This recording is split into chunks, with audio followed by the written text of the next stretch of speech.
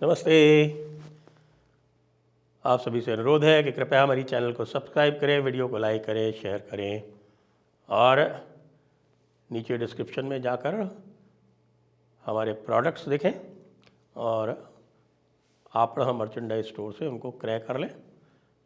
साथ ही 8 फरवरी 2025 को हमारा दी जयपुर डायलॉग्स पुणे समिट है, उसके लिए नीचे डिस्क्रिप्शन में रजिस्ट्रेशन लिंक दिया हुआ है। आज दिल्ली के चुनावों का ऐलान हो गया।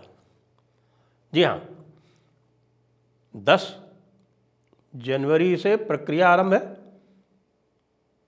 5 फरवरी को चुनाव है और 8 फरवरी को परिणाम है। काउंटिंग होगी 8 फरवरी को, तो 8 फरवरी को ये पता चल जाएगा कि हमारे केजरीवाल बाबू का भविष्य क्या होने वाला है। वैसे देखा जाए तो केजरीवाल ने अपने सारे घोड़े खोल रखे हैं इस वक्त। आज एक कैंपेन सॉन्ग भी लॉन्च कर दिया गया केजरीवाल द्वारा और कह रहे हैं कि साहब फिर आएंगे केजरीवाल। और ये फिर आएंगे केजरीवाल की बात जो है वो कुछ समझ में इसलिए नहीं आ रही है क्योंकि केजरीवाल के तो सीएम बनने पर, सीएम ऑफिस जाने पर, किसी भी तरह के कार्य करने पर उस पर तो रोक लगा ली है, सुप्रीम कोर्ट की रोक लगी हुई है। तो यदि वो दोबारा सीएम बन भी जाएंगे तो क्या करेंगे? तो अभी तक ये चर्चा चल रही है क्योंकि आतिशी को तो वो काम चलाओ सीएम बता चुके हैं, पहले ही कह चुके हैं कि आतिशी तो काम चलाओ सीएम है। तो दोबारा आतिशी बनेंगी या फिर सुनीता केजरीवाल को टिकट मिलने वाला है, कुछ अभी बची हुई हैं सीटें, तो सुनीता केजरीवाल को भी टिकट मिल सकता है। ऐसी लोगों में गुपचुप गपशप है। मुझे तो लगता है कि दे ही देना चाहिए यार, फैमिली मैटर है, तुम्हारी फैमिली की पार्टी है, सब कुछ तुम ही हो। यानी कि पंजाब की जो सरकार है वहाँ भी आपने विभव कुमार को बैठा रखा है, तो विभव कुमार जो है वो पूरी निगाह रखता है भगवंत मान पर। पंजाब गवर्नमेंट भी एक प्रॉक्सी सरकार की तरह चलाई जा रही है। तो फिर यहाँ पर आतिशी को क्यों, मतलब अगर आपको खुद नहीं बनना है तो रोटेट करते रहो। वैसे आज जो इलेक्शन कमीशन की जो प्रेस कॉन्फ्रेंस हुई उसमें कुछ चीज़ें जो है वो बहुत स्पष्ट कर दी गई और एक प्रकार से केजरीवाल के मुंह पर तमाचा मारा गया, विशेषकर जब ईवीएम की बात आई। तो ईवीएम की बात आई या फिर जो ये कहा जाता है कि साहब कि ये आंकड़े कैसे बढ़ जाते हैं 6 बजे से लेकर 11 बजे के बीच में, इन पर विस्तृत रूप से स्पष्टीकरण दिया। और वही वाली बात है जो मैं लगातार कहता रहता हूँ कि भाई जो ईवीएम है, इलेक्ट्रॉनिक वोटिंग मशीन, वो हैक नहीं की जा सकती क्योंकि उसके प्रोटोकॉल जो है वो इतने सख्त हैं। और उसके न केवल प्रोटोकॉल सख्त है, उसकी कितनी बार जो है उसकी मॉक पोलिंग होती है, कितनी बार जो है उनका जो डिप्लॉयमेंट होता है उसका रैंडमाइजेशन होता है, संभव ही नहीं है, किसी भी तरह से संभव नहीं है। और उसके बाद फिर पोलिंग के बाद फिर दोबारा एक स्क्रूटिनी होती है। उस स्क्रूटिनी में भी कैंडिडेट्स वगैरह बुलाए जाते हैं लेकिन आते नहीं अक्सर, क्योंकि उनको सबको पता है कि साहब कि ये जो फुल प्रूफ मेथड है, बिल्कुल पूरी दुनिया भारत के सिस्टम की दीवानी है। एलन मस्क तक ने कहा था कि भाई देखो, पूरे भारत ने 90 करोड़ मतदाताओं की गिनती कर दी एक दिन में और यहाँ कुछ 15 मिलियन यानी कि कोई 1.5 करोड़ मतदाताओं की गिनती चल रही है। महीना भर हो गया और अभी भी पूरी नहीं हुई। वो कैलिफोर्निया के लिए कह रहे थे। यूएस का तो यही हाल है। कल 6 जनवरी थी, कल 6 जनवरी को वहाँ पर जो उनके सर्टिफिकेशन भी हो गया। ट्रंप जो है वो विधिवत रूप से प्रेसिडेंट बनने के लिए नॉमिनेट भी हो गए, उनके डेलीगेशन वगैरह जो है वो सब आ गए वहाँ पे, सब हो गया। लेकिन आप आज भी उनके इलेक्शन सिस्टम पे जाएंगे तो आप सब जगह 99% ही पाएंगे, 100% कहीं नहीं बताएगा कि साहब कि 100% काउंटिंग हो गई।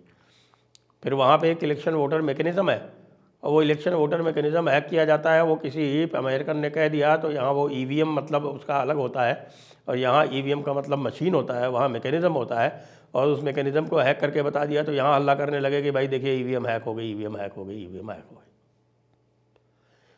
उसके बाद जो दूसरी बात कही कि साहब कि ये कैसे पढ़ जाते हैं, तो उसका डिटेल में बताया कि अल्टीमेटली जो भैया 17C जो एग्रीगेट होगा वो 17C का एग्रीगेट ही फाइनल है और 17C फॉर्म सबको दे दिए जाते हैं हाथ में उसमें कोई परिवर्तन नहीं होता। आज तक ऐसी कोई शिकायत नहीं आई कि जो 17C में नंबर दिए हुए हैं, जो एजेंट को हैंड ओवर किए गए, जो कैंडिडेट के पास पहुंचे हुए हैं, उनमें और जो फाइनल टैली है वोटर की, उसमें कोई अंतर आया हो। यहाँ तक कि एक बार तो किसी ने चला दिया कि साहब 5.5 लाख का अंतर आ गया। अरे वो 5.5 लाख जो थे वो पोस्टल वोट्स थे।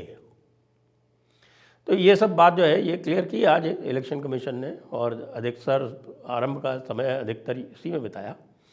और ख़ास बात यह है कि कल ही आतिशी मैडम ने एक प्रेस कॉन्फ्रेंस करके ये कहा कि साहब देखिए 10% वोट ऐड किए जा रहे हैं और 6% हटाए जा रहे हैं।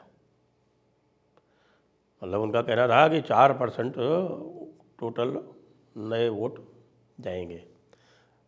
लेकिन आज ये बताया इलेक्शन कमीशन ने कि भाई नए वोटर आए 2.08 लाख और टोटल वोटर संख्या कितनी है 1.55 करोड़। तो इसका मतलब जो नए वोटर ऐड हुए हैं वो तो 2% से भी कम हुए।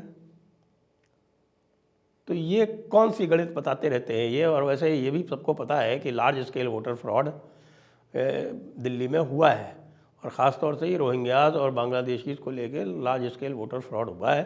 तो ये लार्ज स्केल वोटर फ्रॉड के विरुद्ध बीजेपी ने निचले स्तर पर अपनी जो संगठनात्मक कैंपेन की थी वो स्वागत योग्य है। स्वागत योग्य इसलिए भी है कि भाई ये तो होना ही चाहिए ना, क्यों नहीं होना चाहिए। अगर ये नहीं होगा तो फिर किसी तरह का कोई आपको वोटर इंटीग्रिटी या पोल इंटीग्रिटी कैसे मिलेगी।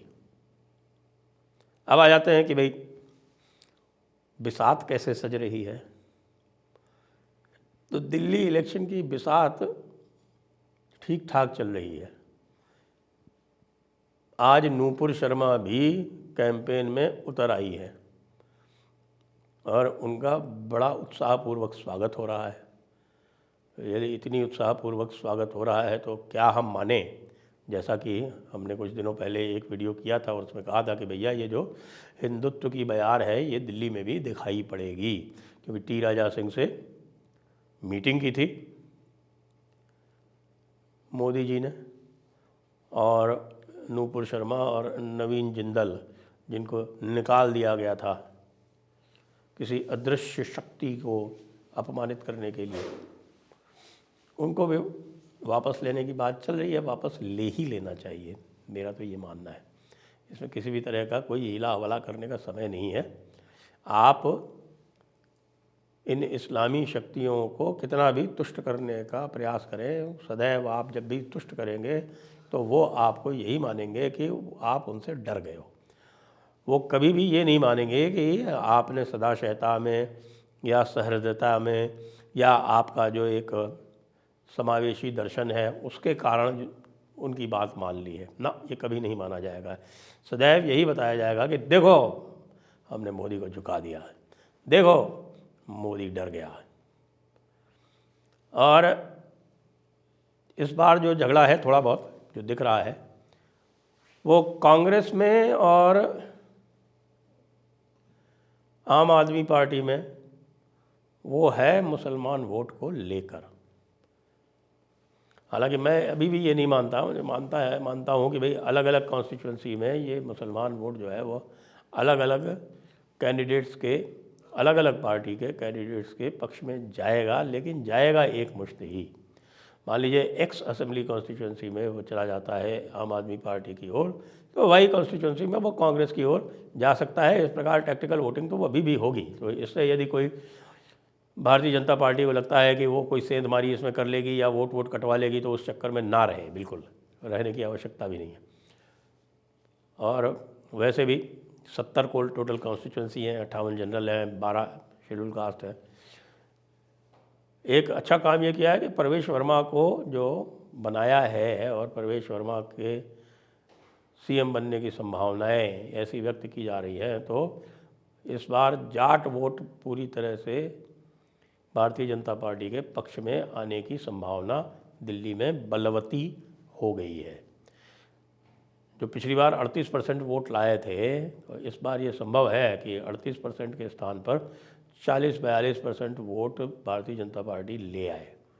और यदि 40-42% वोट भारतीय जनता पार्टी ले आती है और 5-7% कांग्रेस ले आती है, तो भाई हमारे भाई साहब जो हैं केजरीवाल जी, फिर वो 40% से नीचे पे ही जाएंगे, ये दिख रहा है। तो अब चलिए, धुंधुभी बज गई है। धुंधुभी बजने के बाद में आगे क्या होता है वो देखते हैं। पाला सज गया है, योद्धा मैदान में उतर आए हैं और योद्धाओं के जो थोड़े टीम मेंबर्स हैं उनका उतरना बाकी है, वो भी आ जाएंगे। 17 तारीख तक स्थिति पूरी स्पष्ट हो जाएगी और उसके बाद तो फिर कैंपेन चलेगी। 5 को मतदान और 8 को निर्णय। इसको अगर ये पूरे भारत के राजनीति के परिप्रेक्ष्य में देखें तो भारत की राजनीति के इसमें कोई अंतर आने वाला है नहीं। इसीलिए लोग कह रहे हैं कि अभी भी भारतीय जनता पार्टी जो है वो पूरे दम से चुनाव नहीं लड़ रही। दम से चुनाव लड़ना चाहिए मुझे लगता है। तो आज का जो संकेत है नूपुर शर्मा का मैदान में आना, वो अच्छा संकेत है। आइए देखें आगे आगे होता है क्या। जय हिंद, जय भारत, वंदे मातरम।